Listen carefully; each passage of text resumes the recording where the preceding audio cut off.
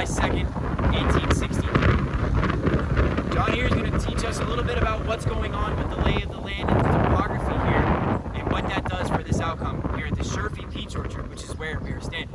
John? Thank you, Ty. Absolutely. Great location here, wonderful day. We're actually standing here about when the action is taking place. And what I usually like to do with my videos is I like to kind of do a little panorama of where we are. So if you come here, you'll know exactly where we're standing, where Ty's standing, or where I'm standing. You know the topography, the lay of the land. It's very important for any kind of battle, whether it's the Civil War, the Crimea, or anything else. You should know the lay of the land to understand what these men experienced. So as Ty was saying, we are staying on the Sherfy farm. The Sherfy farmhouse is behind us here. Over to my right, to your left, is the barn for the Sherfy barn, and then beyond that is the peach orchard. This is where Dan Sickles moved his third corps out to about this time that we're standing right here on July 2nd, 1863. So this is a very important piece of property for the story that Ty is going to tell us momentarily. Behind me is also the Gettysburg Road, and this is very important because high ground. And old Dan's going to see this, and he's going to be just, mouthing this, that I got water in my mouth. Like, I think about, this is a really good key position. No one expects old Dan to move out here except old Dan himself. And he brings his third corps out because it's a beautiful piece of land. It's a little bit higher than the land that we're going to show you in a little bit. And it's a great area to showcase what happens here on July 2nd, 1863 in the afternoon. Because as you know, a lot of the battle does not occur on this end of the line until the afternoon of July 2nd. So it's great to be here with Ty talking about this. And when you come out here, you can be right here on the Sherfy farm, seeing the middle of the action on July 2nd, 1863. And Ty, who is here at that time, 158 years ago? So here, specifically on the Sherfy Peach Orchard, we're looking at the July 2nd battle lines. Sickles is going to move his corps forward. Now, if many of you see me talk about Chancellorsville, Sickles, and Hazel Grove, this is why I like to talk to you here, because I like to call this Hazel Grove 2.0. Sickles knows his ground's a little different than he would like. He's actually getting some recollections of some of the past, not too distant past, the past being just at Chancellorsville in May of 1863. We all know what happens on that plateau. We all know what is given up. I don't think Sickles wants to lose that here.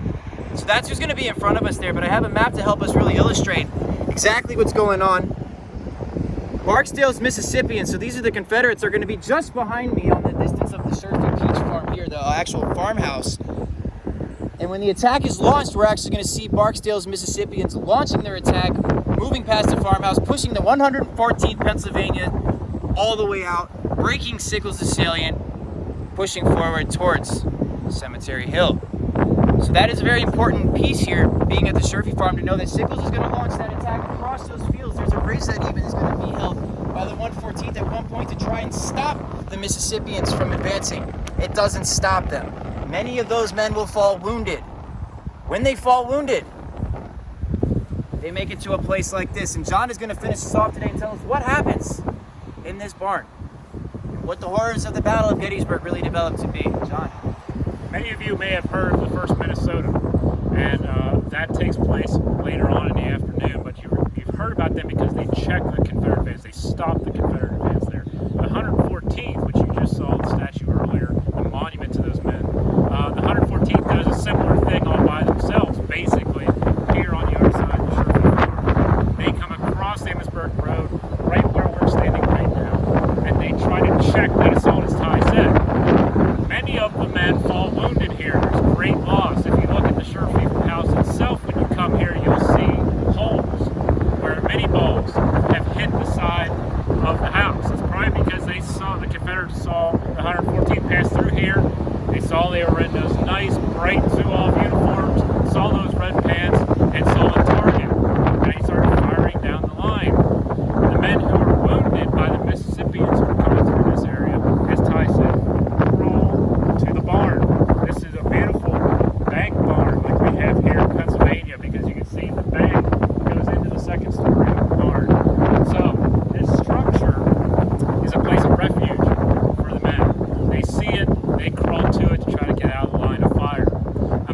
and being one of those wounded men, crawling into the barn as best as you can, seeing your comrades laying around you, hearing the mini balls smacking the sides of the barn, coming through the boards.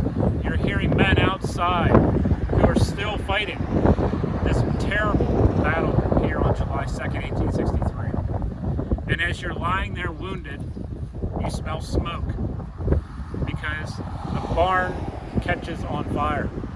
And perhaps you're wounded in the hip, you can't move. Much like we hear about fire in the wilderness in 1864, you're going to hear about wounded men who lie in here and can't escape the flames. This basically turns into a crude kind of funeral pyre for these men, a crude crematorium, if you will, because the barn just gets burned to the ground.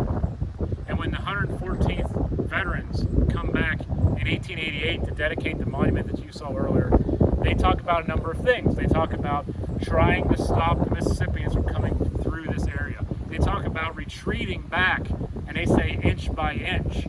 But we know sometimes that can be blown out of proportion. Sometimes that's more thinking about how they would have liked to have been remembered, because we know it's a chaotic situation. But they talk about that, and they talk about coming back to this area, the one we're standing on now, picking up muskets that were left behind and burying their dead comrades.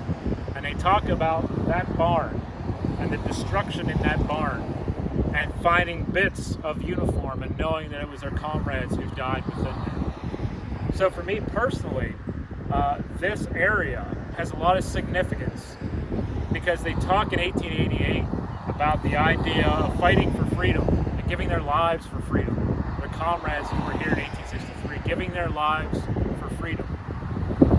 We have to think about the U.S. Army soldiers of the 114th Pennsylvania who in that barn, Pennsylvania boys who became ash in the ashes of a barn in Pennsylvania, fighting on Pennsylvania soil. For a Pennsylvanian like me, personally, that means a lot. And it really signifies the sacrifice that one regiment, in one brigade, in one division, in one corps, in one United States Army, what they went through here, and their sacrifice that they had here, and how that affects these men for generations to come.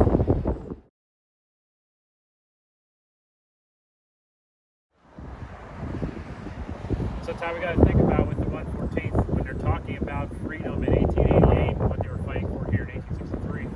We have to think about their sacrifice, the memory of the loss here, just on this one plot of land. And absolutely. I mean, you have that personal connection too with these being Pennsylvanians. You're from Pennsylvania yourself.